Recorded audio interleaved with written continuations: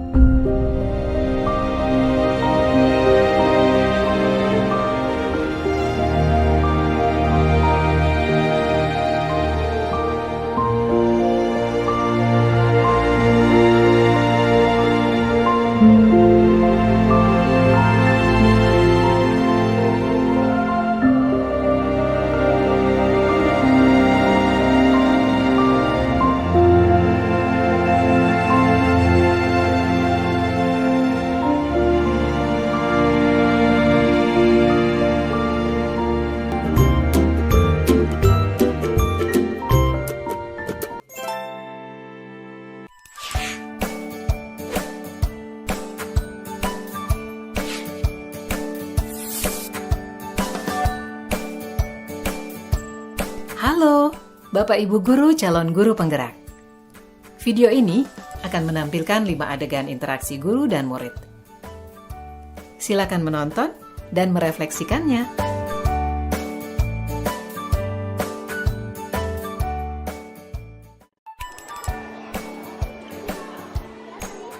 Pagi anak-anak, silahkan PR yang kemarin Ibu berikan diletakkan di meja.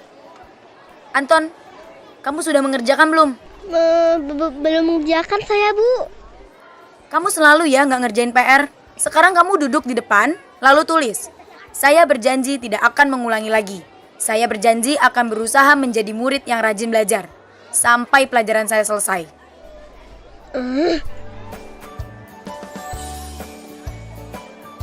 Pagi anak-anak, hari ini ada tugas ya? Ada yang belum mengerjakan? Anton, kamu sudah mengerjakan? Belum, Pak. Kamu nggak ngerjain tugas ya?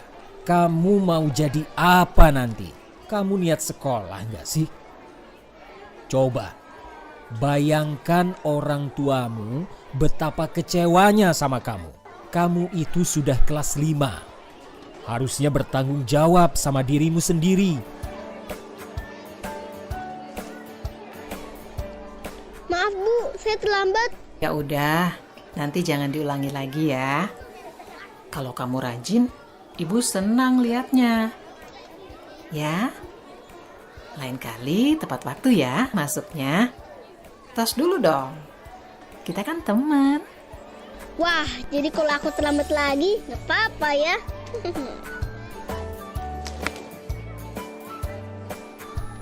Kamu kok nggak pakai baju olahraga? Bapak catat, kamu sudah 3 kali loh nggak ikut olahraga bulan ini. Iya, Pak. Sudah 3 kali berarti saya dapat sanksi, Pak.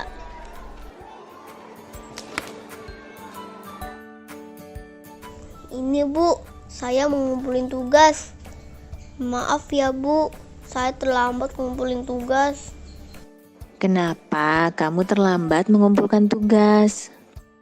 Iya, Bu, saya kalau sore bantuin ibu jaga warung, gak sempat ngerjain tugas. Kira-kira nih, apa yang bisa kamu perbaiki supaya kamu bisa mengerjakan tugas tepat waktu? Coba, kapan biasanya kamu membantu ibu jualan? Jam 6 sampai jam 8 malam, Bu. Bagaimana kalau kamu membuat jadwal? kapan kamu akan mengerjakan tugas. Oh gitu ya Bu. Saya coba deh Bu. Terima kasih Bu.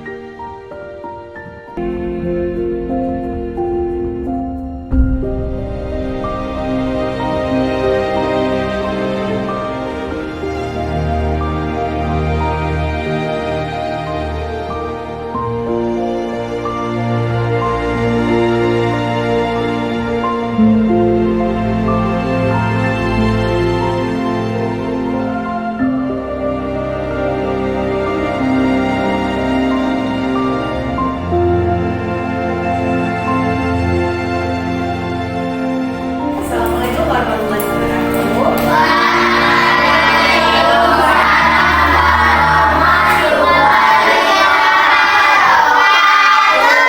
Masih semangat kan di awal tahun pembelajaran ini? Masih.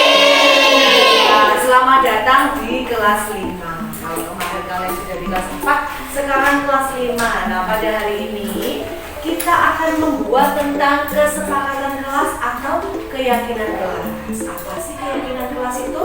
Kalau dulu yang dinamakan keyakinan kelas itu adalah seperti tata tertib.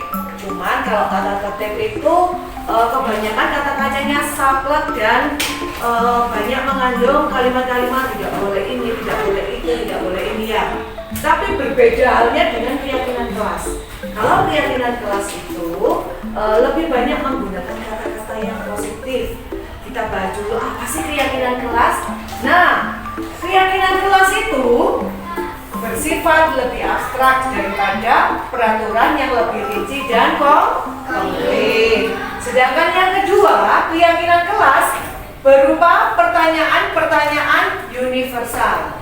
Yang ketiga, pernyataan keyakinan kelas senantiasa dibuat dalam bentuk positif. Nah, itu tadi Bu Dini katakan bahwa keyakinan kelas itu menggunakan kata-kata yang positif. Selanjutnya, keyakinan kelas hendaknya tidak terlalu banyak sehingga mudah diingat dan dipahami oleh semua warga kelas. Itu ya. Keyakinan kelas juga sebaiknya sesuatu yang dapat diterapkan di lingkungan tersebut, dalam artian keyakinan kelas kita tentunya nanti akan berbeda dengan keyakinan kelas 4, kelas 3, kelas 2, kelas 1, dan kelas 6. Beda tentunya, mungkin beda penyebutannya, tetapi tidak kemungkinan juga sama, seperti itu ya. Yang selanjutnya, semua warga kelas hendaknya ikut berkontribusi dalam pembuatan keyakinan kelas lewat kegiatan curah pendapat. Itu ya, jadi nanti kita akan membuat keyakinan kelas. Mungkin dari anak-anak semuanya mempunyai keyakinan kalian harus ngapain sih selama di kelas 5 ini. Itu nanti bisa dituliskan di satu lembar kertas atau di buku kosong, nanti dibacakan satu persatu kamu mempunyai keyakinan kelas apa. Seperti itu ya. Sudah siap ya anak-anak ya? Yuk kita siapkan dulu bukunya. Oke. Baiklah anak-anak, kalau tadi sudah saya paparkan tentang keyakinan kelas itu apa, sebelum menuju keyakinan kita harus sepakat dulu membuat kesepakatan kelas. Nah, setelah itu nanti kita sampaikan satu persatu. Yuk, sekarang siapa dulu yang ingin menyampaikan kesepakatan kelas? Coba mungkin salah satu dulu. Angkat tangan ya, boleh Rizky? Menghormati. Semua siswa saling menghormati, baik itu guru maupun Iya, kita harus saling menghormati baik itu sesama siswa maupun dengan guru. Ada lagi? Ada lagi? Ya, anak-anak Merin? Saling menghargai, tidak boleh melemparkan lelucon yang berlebihan atau berlebihan. Sego, pause dulu. Iku mang pas Merin mang ketok. Baiklah anak-anak, kalau tadi sudah saya paparkan tentang apa itu keyakinan kelas, sebelum kita menuju ke keyakinan kelas, kita membuat dulu kesepakatannya. Karena kalau kita sudah sepakat, berarti itu nanti yakin untuk dilakukan dan dilaksanakan selama nanti ada di kelas 5. Yo, mungkin ada yang punya ide, angkat tangan dulu. Saya. Ya, Ananda. Siapa namanya? Rizky, boleh, yuk. Menghormati, semua siswa saling menghormati, baik itu guru maupun siswa. Iya, betul. Ada lagi mungkin? Ya, Ananda Meril. Saling menghargai, tidak boleh melemparkan lelucon yang berlebihan atau berlebihan. Iya, boleh. Selanjutnya, ya, sebelahnya. Sebaiknya ponsel dibawa ke sekolah. Iya, karena kalau membawa ponsel ke sekolah, boleh enggak? Oh, enggak apa-apa. Boleh enggak? Tidak ya. Oke, yuk selanjutnya. Partisipasi, semua siswa aktif dalam setiap pelajaran. Iya, harus apa namanya? Kita semua berpartisipasi aktif dalam semua kegiatan pembelajaran. Jadi kalau di kelas jangan main gini yuk. Harus aktif, utarakan semua pendapat kamu, angkat tangan terus utarakan pendapatnya dengan baik. Selanjutnya mungkin, oh iya, Nanda Denis. Boleh berdiri. Jujur, Oh. berani mengakui kesalahan dan mengungkapkan kejadian yang lucu. Iya betul. Kalau berkata sebaiknya bagaimana? Jujur. Jujur, pinter. Jadi kalau berkata boleh enggak ngomong? Tidak boleh. Jadi di setiap apapun kegiatan apapun kita harus jujur. Oke, kalau tadi sudah diungkapkan, ini sudah saya buatkan rangkumannya. Ya. Nah, kesepakatannya kita tadi. Oke, nah sudah cocok ya? Tadi ini ya? Nah, oke. Komunikasi, kehadiran, ada partisipasi, ada kejujuran, ada saling menghargai. Nah, ini nanti kita print, diperbesar, ditempel, dan setiap hari kalau bisa dibaca sebelum masuk kelas, dibaca. Oh, keyakinan kelas ini, keyakinan kelas ini. Ini fungsinya untuk apa sih? Supaya apa tadi? Untuk mengingatkan sampean semua, mengingatkan anak-anak dalam bersih. Oke, seperti itu ya. Sudah paham tentang keyakinan kelas kita? Sudah siap? Siap untuk melaksanakannya? Siap. Ya, kalau gitu.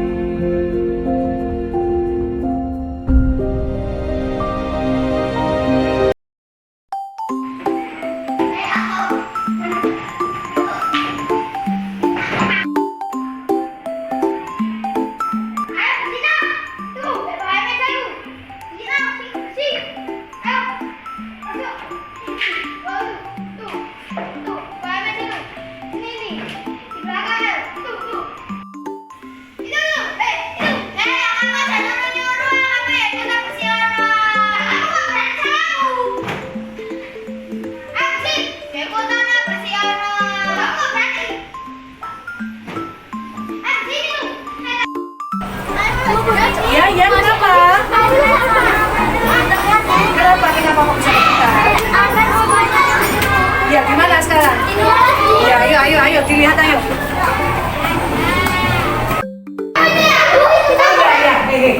Kenapa sayang, kenapa? Dianya nggak mau nyapu. Oh, ya wes ayo duduk di sana dulu. Oh, nanti kenapa? Wah, ayo tidak boleh bertengkar gitu. Yuk, sekarang saya tanya satu-satu dulu. Ananda Meryl tadi kenapa sayang? Ini loh, Bu, tadi tiba-tiba masuk kelas nggak mau. Dianya nyuruh nggak mau cuci, ikut cuci. Terus sama Amer kenapa lagi? Jangan ribut, dia minta aku. Ayo, terus siapa yang salah di sini? Kan masih belum bisa menyadari kesalahannya. Tahu nggak kesepakatan kelas kita apa? Masih ingat keyakinan kelas kita apa? Apa coba? Iya, saling bersahabat. Terus apa lagi? Iya, tidak boleh bertengkar. Jadi sesama teman harus saling menyayangi. Terus kalau sudah tahu begitu, kira-kira nanti Amer sama Meryl apa yang harus dilakukan kalau nanti tahu itu salah? Minta maaf, baik. Kedepannya diulangi lagi enggak? Tidak, iya boleh. Kalau minta maaf gimana coba? Maaf ya. Sudah ingat ya kesepakatan kelas kita apa ya? Iya, terima kasih sayang. Tidak boleh bertengkar lagi. Oke.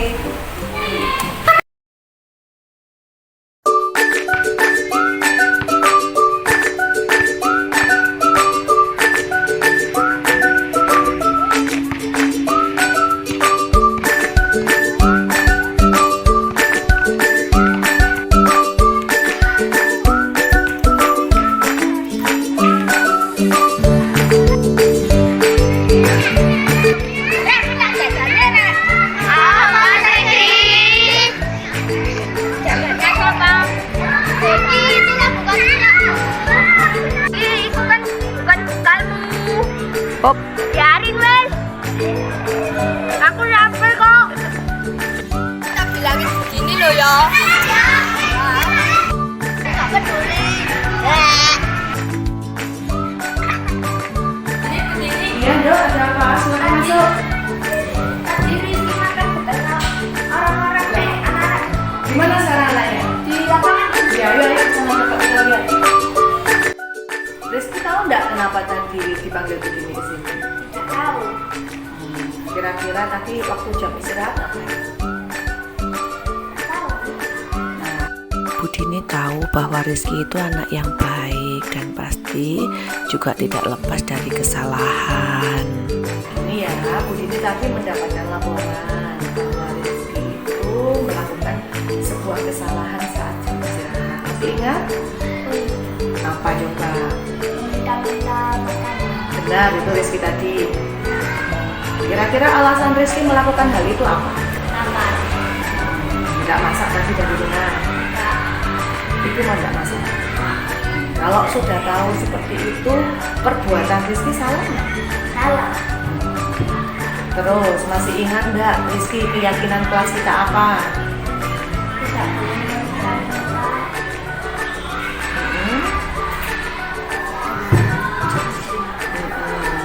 Jadi kalau mau minta makanan temannya harus gimana? Harus izin terlebih? Iya, terus sudah tahu keyakinan kelas kita, masih bisa menjalankannya? Bisa. Terus kalau sudah tahu salah tadi, Rizky harus ngapain? Iya, kalau sudah minta maaf, kedepannya Rizky harus seperti apa? Boleh diulangi lagi? Iya, sudah tahu ya kesalahannya ya. Janji ya untuk memperbaiki kesalahannya ya. Iya, kalau Rizky sudah tahu dan sadar kesalahannya, Rizky kedepannya menjadi anak yang lebih baik lagi. Seperti itu ya? Ya. Ya, oke, sekarang boleh kembali ke kelas. Assalamualaikum warahmatullahi wabarakatuh. Saya dari kelas 5. Saya sangat senang diajak Bu Dini bermain peran. Dadah.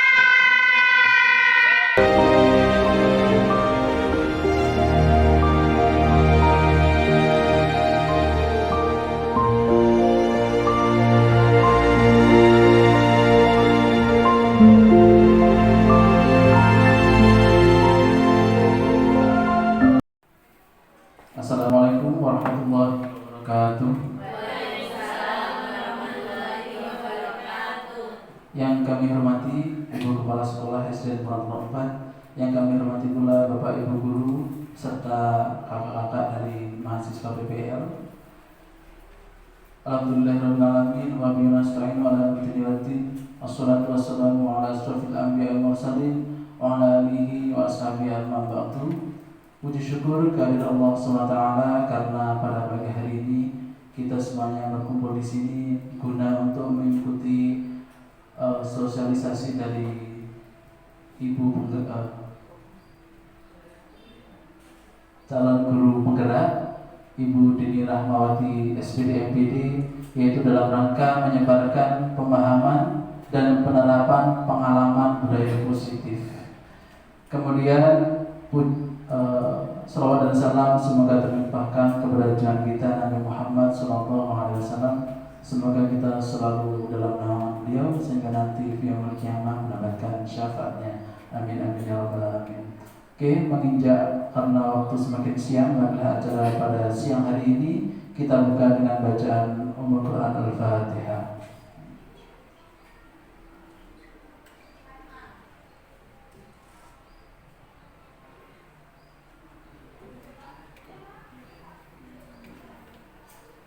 Dan acara selanjutnya adalah menyanyikan lagu Indonesia Raya. Kepada para hadirin dimohon untuk berdiri.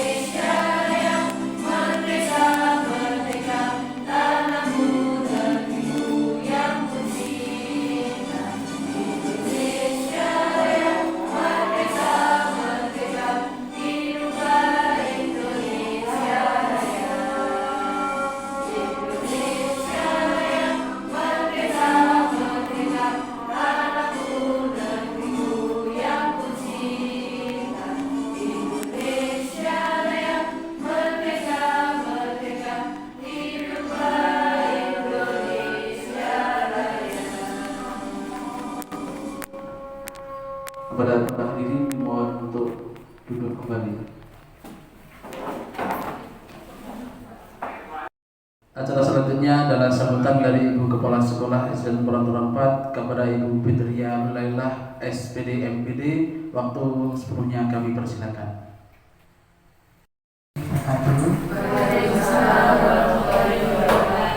Selamat siang, salam sejahtera yang terhormat Bu Dini selaku guru penggerak angkatan 11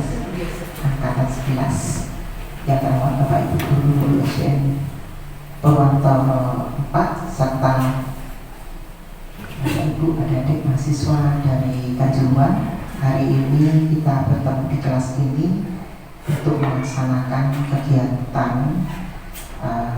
dari Bu Dini selaku guru penggerak untuk men-sharekan apa yang sudah didapat Bu ini dari Lokakarya, sehingga ada kewajiban untuk mengimplementasikan.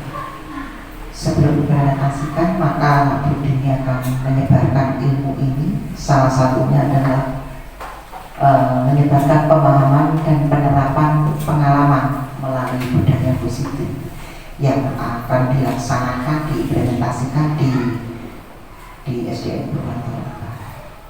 Bapak Ibu ketahui bahwa di dalam kurikulum mereka bahasa-bahasa seperti budaya positif ini sudah tidak asing lagi.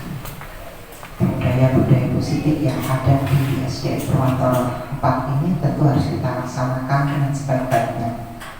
Nanti akan di-breakdown oleh Bu Dini budaya positif apa yang akan diambil untuk diimplementasikan terhadap anak-anak untuk perbaikan dalam hal karakter, sikapnya, terutama itu. Budaya positif ini saya kira kalau kita gali banyak sekali di SDN Purwokerto 4 yang sangat bermanfaat bagi siswa itu sendiri, juga bermanfaat untuk masa depannya. Diawali ketika kita masuk, baru datang saja kita sudah menyapa dengan baik, 5S-nya, tingkah lakunya anak-anak ketika bertemu dengan guru, dan yang lain-lain.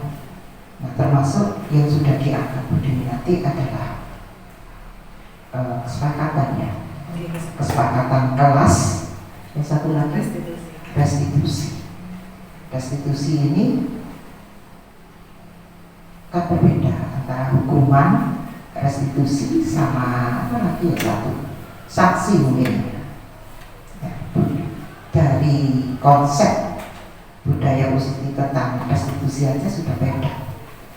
Kalau dulu anak-anak terlambat, misalnya ini salah satu contoh, terlambat itu anak disuruh di depan bendera, anak disuruh hormat sampai berapa menit begitu, atau anak itu diberikan sanksi dia tidak boleh mengikuti pelajaran di kelas seperti itu.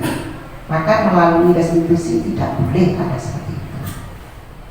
Pertama ada treatment yang harus dilaksanakan. Yang pertama ketika anak itu terlambat, ditanyakan, dikomunikasikan apa sih, kenapa. Satu kali seperti itu. Terlambat mungkin banyak bocor, masa setiap hari bocor kalau datanya terlambat. Nah, tentu ada restitusi di sini, ada feedbacknya ke siswa.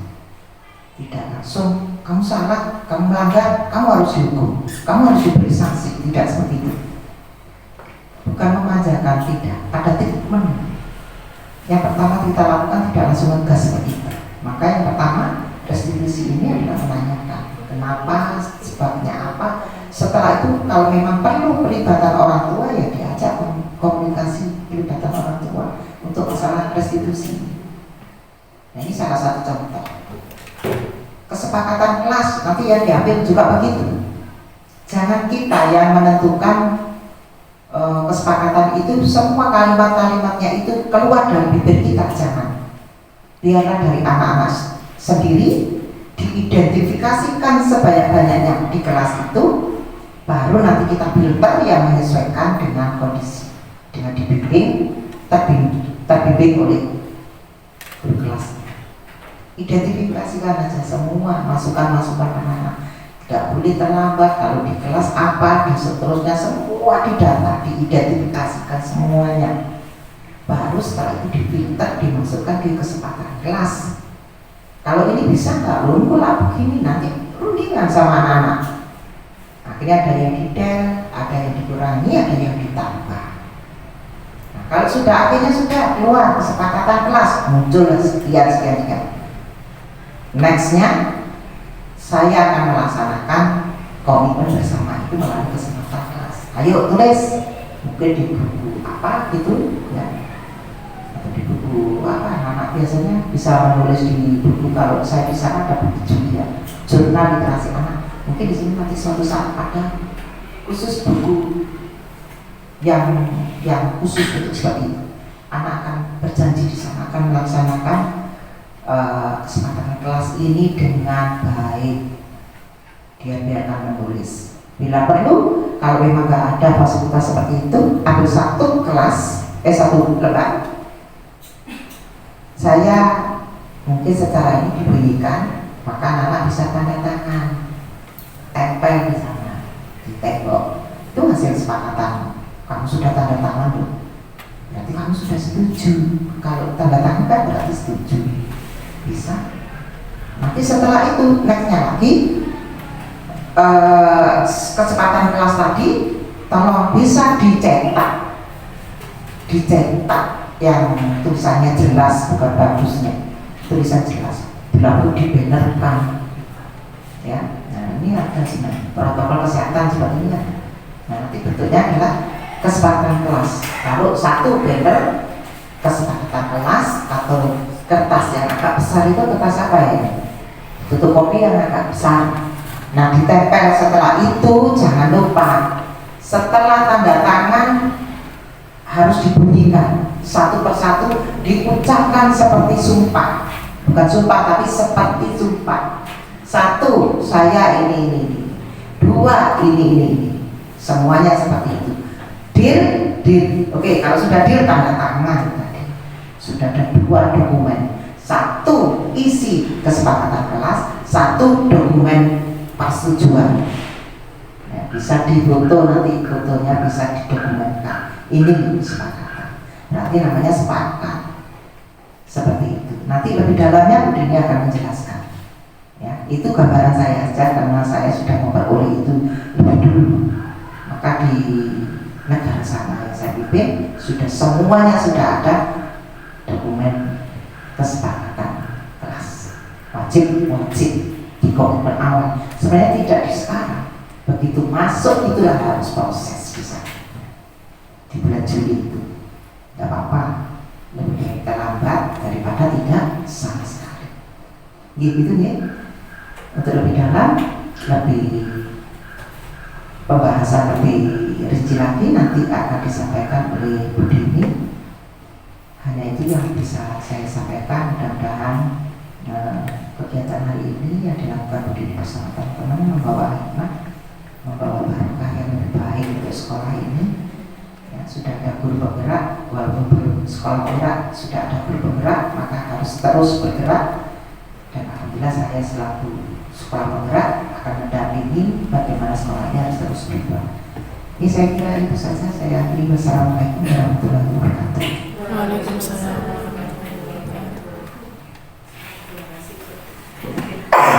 Assalamualaikum warahmatullahi wabarakatuh. Baiklah Bapak Ibu, pada siang kali ini saya ingin menyebarkan pemahaman dan penerapan pengalaman tentang budaya positif. Tentunya kalau kita tahu budaya positif itu sudah kita lakukan di sekolah kita terutama, cuman mungkin istilahnya selama ini bukan budaya positif. Tetapi kalau dalam istilah-istilah terbaru itu namanya adalah budaya positif. Yang pertama adalah konsep budaya positif. Di sini yang pertama perubahan paradigma belajar. Perubahan paradigma belajar mencakup pergeseran mendasar dalam cara kita memandang proses pembelajaran dan peran peserta didik serta pendidik. Berikut beberapa perubahan utama dalam paradigma belajar. Yang pertama yaitu dari pengajaran ke pembelajaran. Kalau zaman dahulu, fokus utama adalah pada pengajaran di mana guru menjadi pusat perhatian dan sumber utama pengetahuan. Paradigma baru, pembelajaran berpusat pada peserta didik, guru berperan sebagai fasilitator atau pembimbing yang membantu siswa menemukan pengetahuan secara mandiri yang mengembangkan kemampuannya.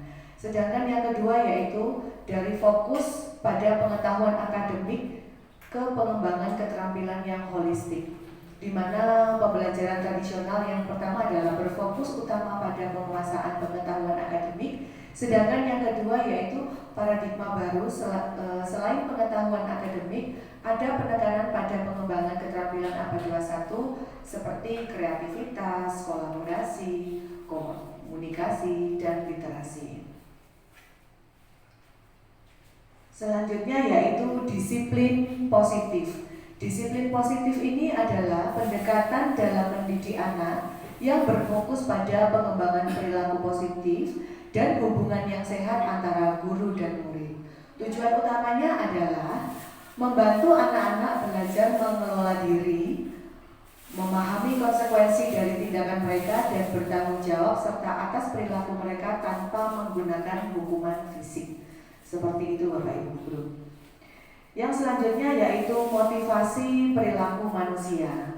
Di mana motivasi perilaku manusia ini menurut Anda, pernahkah Anda melakukan sesuatu untuk mendapatkan senyuman dari orang lain? Tentunya pernah ya Bapak Ibu, kita melakukan sesuatu itu mengharapkan imbalan seperti itu. Itu yang namanya menimbulkan motivasi seseorang anak. Yang kedua, ataukah untuk mendapatkan uang atau apalagi kira-kira alasan orang melakukan sesuatu untuk mengetahui lebih jauh dari mengenai motivasi manusia. Sebetulnya motivasi perilaku manusia ini ada hubungannya dengan hadiah, ada hubungannya dengan reward. Itu mungkin seringkali kita lakukan pada pembelajaran kita untuk menumbuhkan motivasi anak. Seperti itu.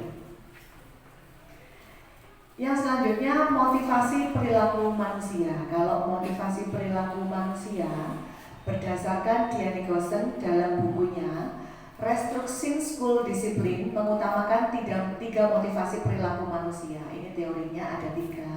Yang pertama untuk menghindari ketidaknyamanan atau hukuman. Nah, ini adalah tingkat terendah dari motivasi perilaku manusia. Biasanya orang yang memotivasi perilakunya untuk menghindari hukuman atau ketidaknyamanan akan bertanya, apa yang akan terjadi apabila saya melakukannya? Sebenarnya mereka sedang menghindari permasalahan yang mungkin muncul dan berpengaruh pada mereka secara fisik, psikologis maupun tidak terpenuhinya kebutuhan mereka. Bila mereka tidak melakukan tindakan tersebut, motivasi ini bersifat eksternal seperti itu. Yang kedua, mendapatkan imbalan atau penghargaan dari orang lain. Itu tingkat di atasnya, satu tingkat dari menghindari ketidaknyamanan tadi. Naik satu tingkat, yaitu motivasi. Di sini orang berperilaku untuk mendapatkan imbalan atau penghargaan dari orang lain. Orang dengan motivasi ini akan bertanya, apa yang akan saya dapatkan apabila saya melakukan hal tersebut? Nah, kalau orang sampai melakukan itu, mungkin anak tidak ikhlas ya dalam melakukan sesuatu karena mengharapkan imbalan dari gurunya. Seperti itu. Yang selanjutnya yaitu satu tingkat lagi di atasnya, yaitu ingin mengharapkan pengakuan atau imbalan. Motivasi ini juga bersifat eksternal, yaitu untuk menjadi orang yang mereka inginkan dan menghargai diri sendiri dengan nilai-nilai yang mereka percaya. Orang dengan motivasi ini akan bertanya, akan terjadi orang yang seperti apabila saya melakukannya. Jadi dia melakukan sesuatu itu sudah difikirkan, nanti kira-kira kalau saya melakukan ini itu apa sih imbalannya buat kita ke depannya, seperti itu. Jadi tingkatan yang ketiga ini membutuhkan pengakuan atau imbalan motivasi yang bersifat eksternal, seperti itu. Yang selanjutnya yaitu tentang kebutuhan dasar-dasar manusia Bapak Ibu. Bahwa kita hidup itu pasti memerlukan kebutuhan dasar. Di sini ada 5 dasar kebutuhan manusia. Yang pertama adalah bertahan hidup. Yang kedua, kita membutuhkan kasih sayang dan rasa diterima. Yang ketiga, penguasaan anak. Yang keempat, kebebasan anak. Yang kelima adalah kesenangan. Sedangkan yang pertama ini bertahan hidup, yaitu kebutuhan yang bersifat fisiologis seperti makan, minum, untuk tinggal dan sebagainya. Yang kedua, kasih sayang dan rasa diterima. Anak-anak yang memiliki kebutuhan kasih sayang dan rasa diterima yang tinggi biasanya ingin disukai dan diterima oleh lingkungannya. Sedangkan yang ketiga, penguasaan. Nah, ini kalau penguasaan cenderung anak-anak memiliki kebutuhan dasar akan penguasaan yang tinggi, biasanya selalu ingin menjadi pemimpin. Mereka juga suka mengamati sebelum mencoba hal baru. Tapi mereka akan kecewa bila melakukan kesalahan. Mereka juga biasanya rapi dan sistematik dan selalu ingin mencapai yang terbaik, seperti itu. Sedangkan yang keempat adalah kebebasan.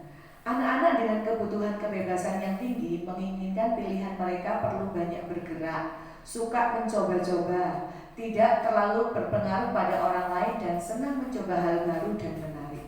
Sedangkan yang kelima adalah kesenangan anak-anak. Kebutuhan dasar kesenangan yang tinggi biasanya ingin menikmati apa yang dilakukan.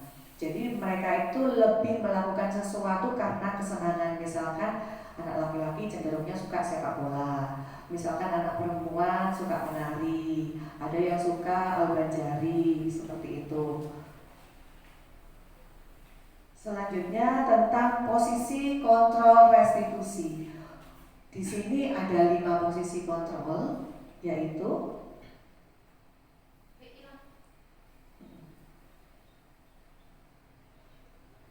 posisi kontrol, yaitu yang pertama posisi menghukum. Ini tingkatan terendah dalam posisi kontrol restitusi. Yang kedua posisi pembuat merasa bersalah. Yang ketiga posisi teman. Yang keempat posisi pemantau atau monitor. Yang kelima tingkatan tertinggi itu adalah posisi manajerial. Di sini yang pertama adalah posisi penghukum.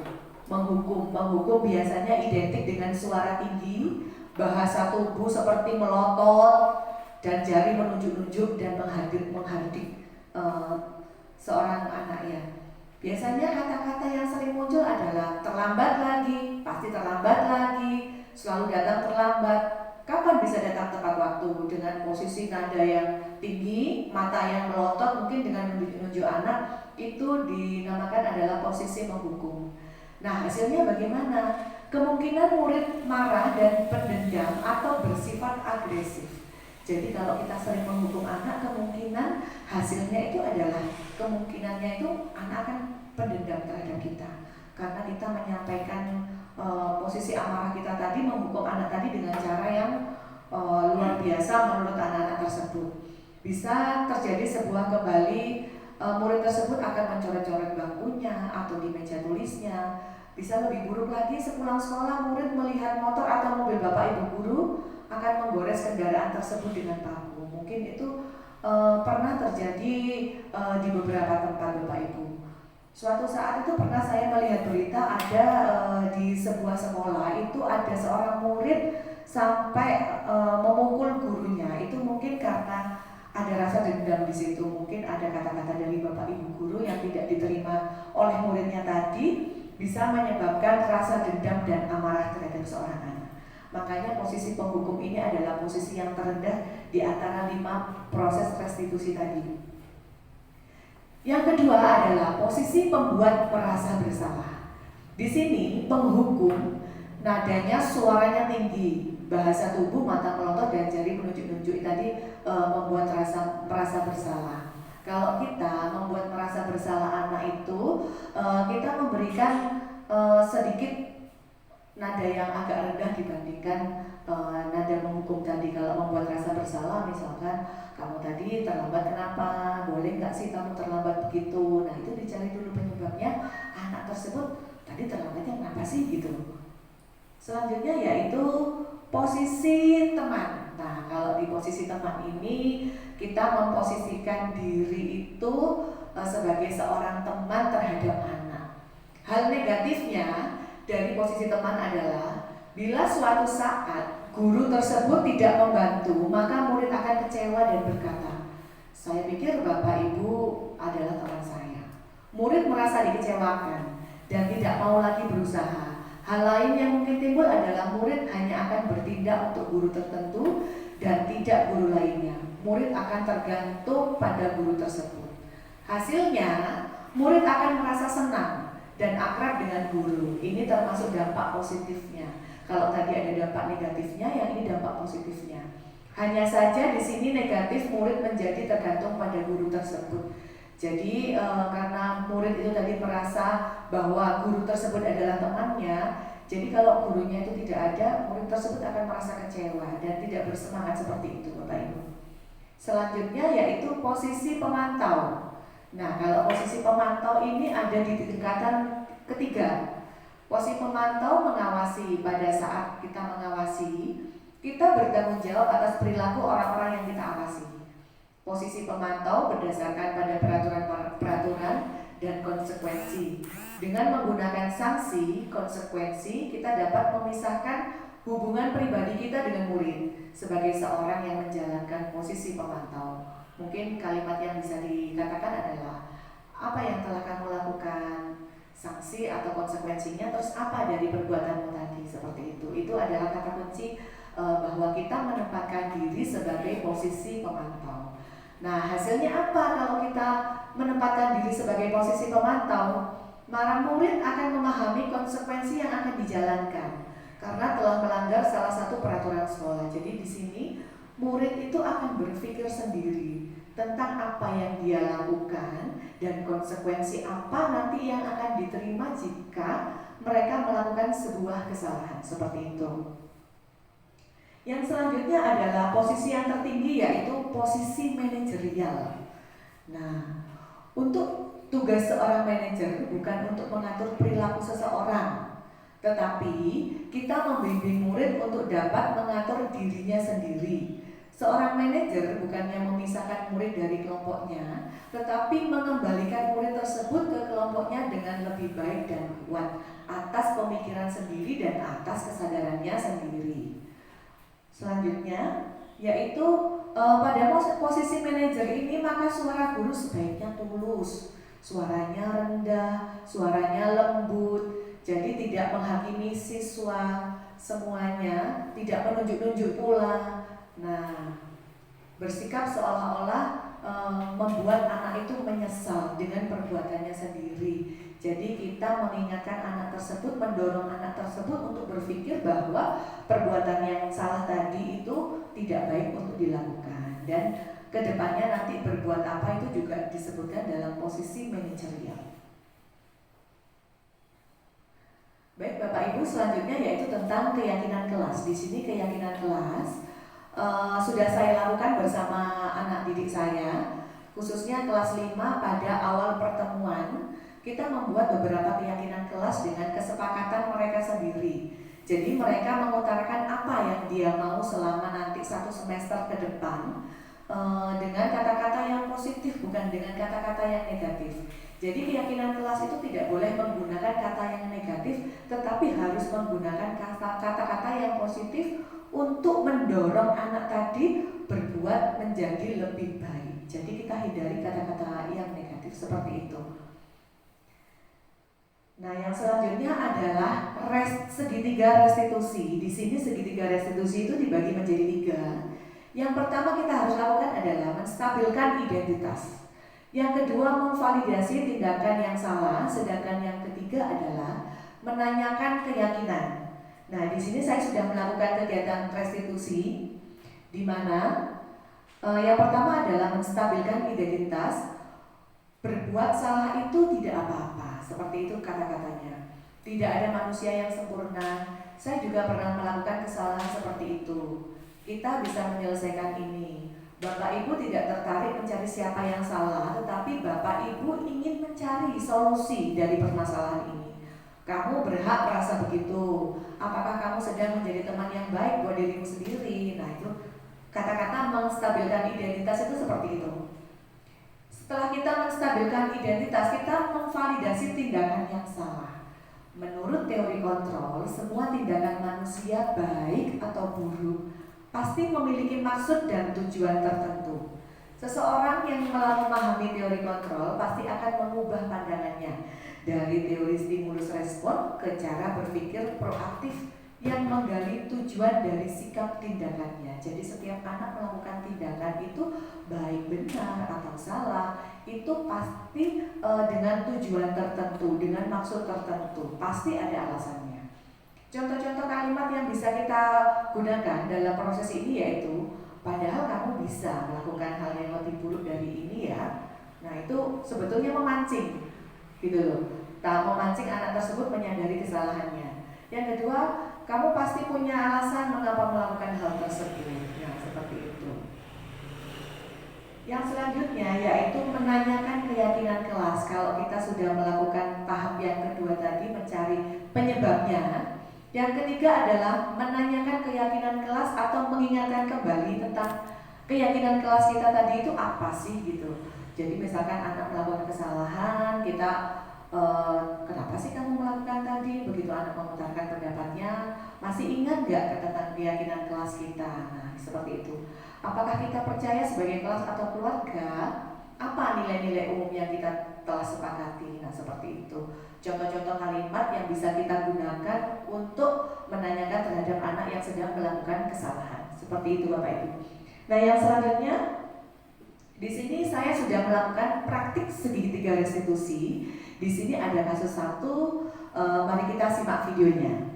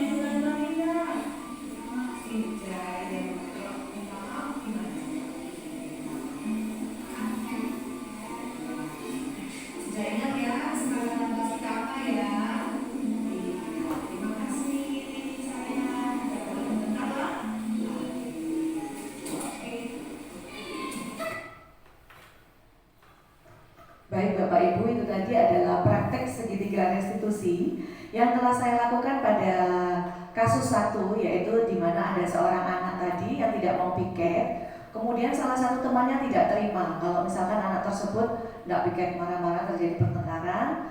Nah, setelah itu saya mencoba melakukan kegiatan restitusi dengan cara tadi memvalidasi tindakan terlebih dahulu, kemudian menanyakan apa sih tujuannya, kenapa kamu kok bisa melakukan hal tersebut. Dan yang ketiga adalah menanyakan keyakinan kelas kita kembali. Apa sih keyakinan kelas kita? Kemudian anak tersebut sudah sadar dengan kesalahannya tadi, kemudian dia berjanji tidak akan mengulangi kesalahannya tersebut. Yang kedua, saya juga akan melakukan kegiatan restitusi kasus 2. Berikut adalah videonya.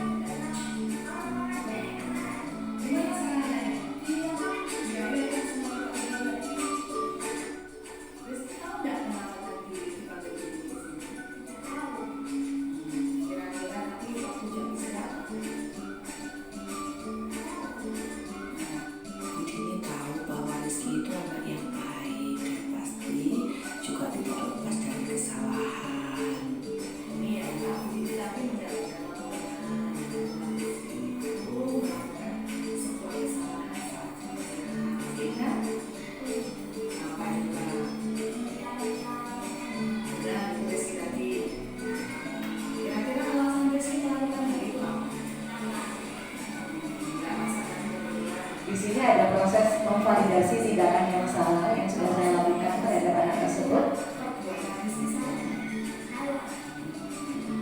Terus masih ingat nggak Rizky keyakinan kelas kita apa?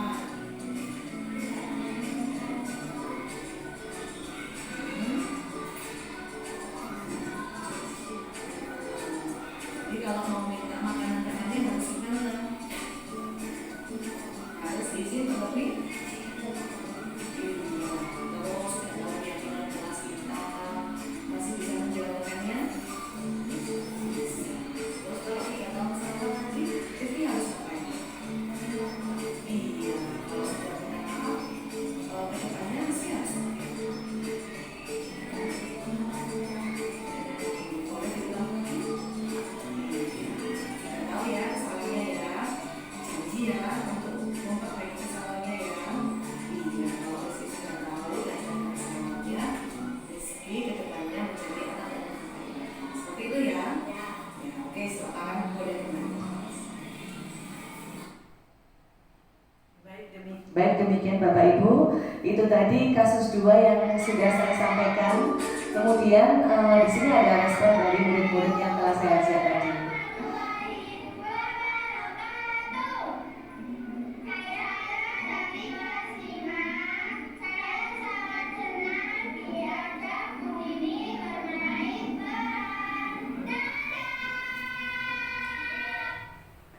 Baik Bapak Ibu, itulah tadi artis-artis kita, yaitu dari kelas 5. Tentunya dulu mereka bermain peran sebetulnya dari kelas-kelas sebelumnya juga sudah diajarkan tentang bermain peran. Di kelas 5 ini saya mengolah kembali dan mengasah kembali kemampuan anak-anak. Dari situ saya juga membelajarkan ke anak-anak bahwa ini loh tindakan yang salah. Ini loh yang tidak boleh kamu lakukan. Seperti itu Bapak Ibu. Jadi mengingatkan kembali terhadap keyakinan kelas kita nanti seperti apa. Kembali lagi nanti ke situ. Selanjutnya yaitu rencana implementasi ke depannya. Setelah saya melakukan kegiatan tadi itu apa, semuanya sudah saya lakukan, aksi nyatanya seperti itu, kegiatan positifnya seperti itu. Ke depannya saya akan menerapkan di kelas yaitu mengintegrasikan prinsip-prinsip disiplin positif ke dalam rutinitas sehari-hari di kelas, seperti penyusunan aturan bersama, pemberian tanggung jawab kepada siswa, dan pemberian apresiasi atas perilaku yang dia lakukan, seperti itu. Selanjutnya yaitu refleksi dan umpan balik. Di sini setiap pembelajaran nanti akan mengadakan sesi refleksi mingguan. Jadi tidak setiap hari saya lakukan refleksi, karena tentunya akan menyita waktu juga kalau kita melakukan refleksi setiap hari.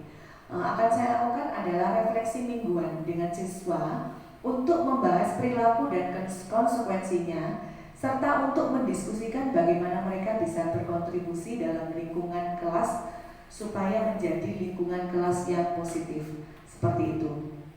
Demikianlah yang dapat saya sampaikan Bapak Ibu untuk kegiatan yang telah saya lakukan tentang praktek restitusi selama modul 1.4 ini yang telah saya jalankan dalam proses pendidikan guru penggerak. Cukup sekian, jalan-jalan ke rumah Aura Nasi. Cukup sekian dan terima kasih. Baiklah, acara pada siang hari ini kita tutup dengan bacaan Alhamdulillahirrabbilalamin. Mungkin dari saya berada kurang lebih kata, mohon dimaklumi. Wassalamualaikum warahmatullahi wabarakatuh. Waalaikumsalam warahmatullahi wabarakatuh. Selanjutnya adalah doa kepada Ibu Asyiatun Nafisah, kami persilakan. Assalamualaikum warahmatullahi wabarakatuh. Waalaikumsalam warahmatullahi wabarakatuh. Bapak Ibu, dengan berakhirnya acara ini semoga memberikan ilmu yang manfaat dan barokah. Mari kita berdoa bersama untuk mengakhiri kegiatan pada siang ini. Kita berdoa kafaratul majelis nggih. Oke. Bismillahirrahmanirrahim. Subhanakallahumma wa bihamdika asyhadu an la ilaha illa anta astaghfiruka wa atubu ilaik. Terima kasih. Saya akhiri. Wassalamualaikum warahmatullahi wabarakatuh. Waalaikumsalam.